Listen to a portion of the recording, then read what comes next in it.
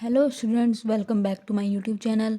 आज की इस वीडियो में हम एनसीईआरटी क्लास 6 मैथ्स के अलजेब्रा चैप्टर के कुछ प्रैक्टिस क्वेश्चंस को देखेंगे एंड सॉल्व करने की कोशिश करेंगे। आइए चलो देखते हैं। सबसे पहले फर्स्ट क्वेश्चन देखते हैं। इसमें कह रहा है कि the side of an equilateral triangle is shown by L. एक इक्विलेटरल ट्राइंगल है। इक्विलेटरल ट्राइंगल वो होता है जिसकी तीन की तीन साइड इक्वल्स होती हैं, तो उसकी दे रखा है एल है, तो उसके पैरामीटर को शो करना है। हम यूजिंग एल। ये क्या कह रहा है, जैसे कि मेरे पास यहाँ एक इक्विलेटरल ट्राइंगल में बना लेती हूँ। ये एल है, ये भी एल है, ये भी एल है। तो अब इसको पैरामीटर शो करना है। पैरामीटर क्या होता है? पैरामीटर होता है कितनी बाउंड्री कवर कर रहा है। अगर मान लो कोई पर्सन है, यहाँ से इस चक्कर काटना है इस बाउंड्री के, तो पहले यहाँ से यहाँ जाएगा, यहाँ से यहाँ, यहाँ से यहाँ, तो उसने कितनी डिस्टेंस कवर करी है बाउंड्री के थ्रू, तो वो पैरामीटर होता है। पैरामीटर क्या हो जाएगा, यहाँ पे तीन साइड हैं, तीनों इक्वल हैं, तो ये हो जाएंगी L plus L and plus L, यानी कि 3L सेंटीमीटर मान लीजिए। तो इस तरीके से जो इक्विलेटरल ट्राइंगल का पैरामीटर 3L हो जाएगा। यहाँ एल की वैल्यू कुछ भी हो सकती है। नेक्स्ट क्वेश्चन देख। नेक्स्ट क्वेश्चन क्या कह रहा है, ये कुछ सेंटेंसेस, कुछ स्टेटमेंट्स लिखी हुई हैं, इनको कन्वर्ट करना है, एक्सप्रेस करना है। जैसे कि मान देख लीजिए, फर्स्ट है 7 एडिड टू P। अब इसको कैसे लिखा जाएगा? वेरिएबल, यहाँ पे P हमारा वेरिएबल है, 7 नंबर है, तो इस एक्सप्रेशन को कैसे लिखते हैं? 7 ऐड का मतलब प्लस एंड P, तो ये एक एक्सप्रेशन बन गया जहाँ पे 7 में P ऐड हो रहा है। इसी तरीके से -P divided by 5, -P divide को कैसे लिखते हैं? ऐसे लिख देते हैं। अब आए ऐसे भी लिख सकते हैं, और -P डिवाइडेड बाय 5, ये इसको लिखने का तरीका होता है। -P डिवाइडेड बाय 5, यहाँ पे P वेरिएबल है मेरा एंड 5 एक नंबर है। नेक्स्ट देखिए क्या कह रहा है, y इज़ मल्टीप्लाइड बाय, सबसे पहले y की मल्टीप्लाई हुई है -5 में, y है मल्टीप्लाई -5 में हो गई, and the result is added to 16। जो मेरा रिज़ल्ट निकल के आएगा इससे, इसकी जो वैल्यू होगी उसमें 16 को ऐड कर दिया गया है, एडिड टू 16, यानी कि मान लीजिए ये x है, तो जो -5 और y का रिज़ल्ट है x, उसमें 16 को ऐड कर दिया, तो ऐसे तो लिख सकते हैं। नेक्स्ट देखिए, फुल स्टेटमेंट बेस्ड क्वेश्चन है। क्या कह रहा है, take Sarita's present age to be y years. कोई लड़की है सरिता, उसकी प्रेजेंट आज की एज है y। y कुछ भी सकता है, 1 2 3 4 5 6 7 8 9 10 कुछ भी, तो y ईयर्स है। तो फर्स्ट क्वेश्चन दे रखा है, what will be her age 5 years from now, यानी कि आज से 5 साल के बाद उसकी एज कितनी होगी, वो आपको बताना है। सेकंड है, what was her age 3 years back, 3 साल के बाद उसकी एज क्या होगी, वो आपको बताना है। तो सबसे पहले पहला क्वेश्चन देखिए, यहाँ पे y साल है उसकी, तो 5 साल के बाद उसकी क्या हो जाएगी एज, y + 5। मान लो तुम अभी 10 साल के हो, ठीक है, तो 5 साल बाद तुम कितने साल के हो जाओगे, 15 हो जाओगे ना, तो इसी वजह से हम y में +5 ऐड कर देंगे। अब क्या है, 3 साल पहले, बैक का मतलब होता है 3 साल पहले उसकी एज क्या थी। अभी आप y है, आज y है मतलब 10 है, मान लो 3 साल पहले मतलब 10 - 3 यानी कि 7, तो क्या करा हमने, -3 करा है ना, जब ही आई है ना हमारी 3 साल पहले की एज। तो इस तरीके से इसे कर सकते हैं। अब आपको बताना है, सरिता के ग्रैंडफादर की एज जो है उसके 6 गुना है।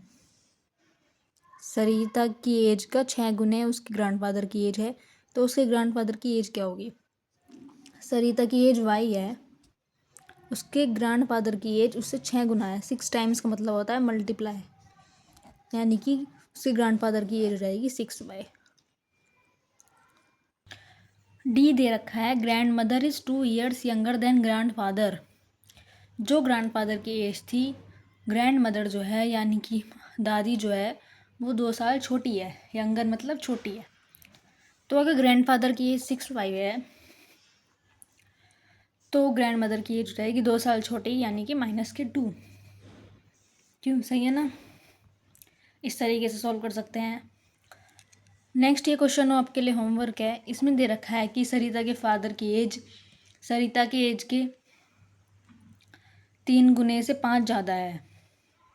सरिता की एज के 3 गुने से 5 ज़्यादा है, तो इसको कैसे लिखेंगे वो आपको बताना है कमेंट बॉक्स में।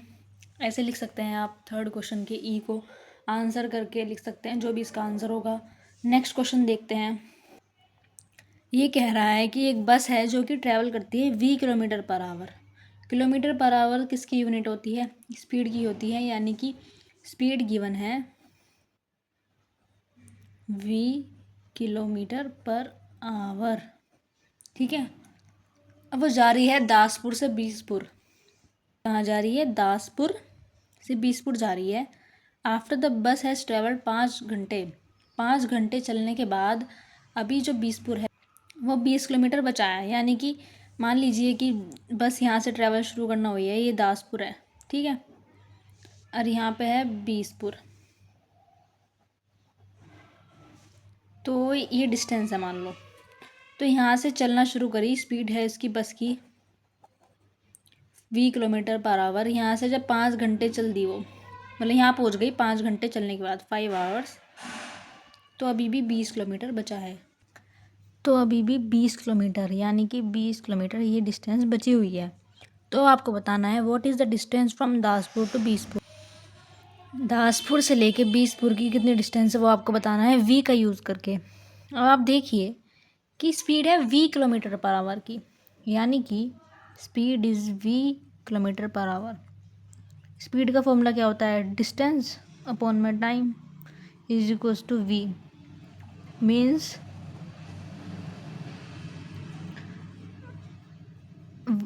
वी किलोमीटर पर आवर है ना, तो यानी कि 1 घंटे में 20 किलोमीटर चल रही है बस।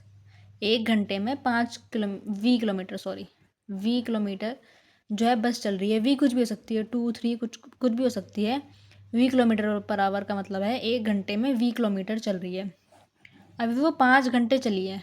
5 आवर का मतलब क्या हुआ? 5 किलोमीटर जो है उसने डिस्टेंस कर लिया कवर, 5 ठीक है। तो बस अब आ गया है, यहाँ से लेके यहाँ तक की डिस्टेंस पता लग गई है 5 कैसे?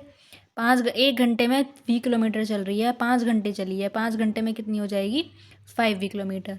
और ये 20 दे रखा है, तो टोटल डिस्टेंस कितनी हो जाएगी? टोटल डिस्टेंस हो जाएगी 5 यहाँ से यहाँ तक, और यहाँ से लेके यहाँ तक हो जाएगी 20, यानी कि 5 + 20 जो है डिस्टेंस है दासपुर से बीसपुर की। समझ में आया क्वेश्चन तो प्लीज़ वीडियो को लाइक करें। नेक्स्ट क्वेश्चन देखिए, इसमें क्या कह रहा है कि इस टेबल को कंप्लीट करना है एंड इस इक्वेशन का सॉल्यूशन को फाइंड करना है। इक्वेशन क्या होती है? सबसे पहले देखिए, इक्वेशन होती है जैसे कि x + 5 = 10 लिखा हुआ है, जहाँ पे इज इक्वल्स टू का साइन हो, इज इक्वल्स टू का साइन जहाँ पे लगा हुआ होता है वो इक्वेशन होती है। अगर x + 5 खाली लिखा हुआ होता है तो वो एक एक्सप्रेशन होता है। तो देखिए ये क्या कह रहा है, ये इक्वेशन दे रखी है m - 7 = 3, ठीक है। तो m की वैल्यू हमें गिवन है 5 6 7 8, m - 7 की वैल्यू फाइंड करनी है, ठीक है। अब देखिए सबसे पहले m की वैल्यू है 5, यानी कि m की जगह मैंने 5 पुट करा, -7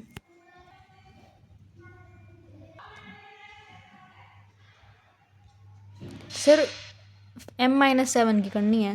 सेम ऐसे ही अगर मैं m की जगह 6 रख देती हूँ तो यहाँ आ जाएगा -1, 7 रख देती हूँ तो 0, 8 - 7 1, 9 - 7 2, 10 - 7 3, 11 - 7 4, 12 - 7 5, 13 - 7 6, ऐसे कर करके हम जो है m - 7 की वैल्यू फाइंड कर सकते हैं। वीडियो पसंद आई हो तो वीडियो को लाइक करें। मिलते हैं नेक्स्ट चैप्टर के साथ। Thanks for watching.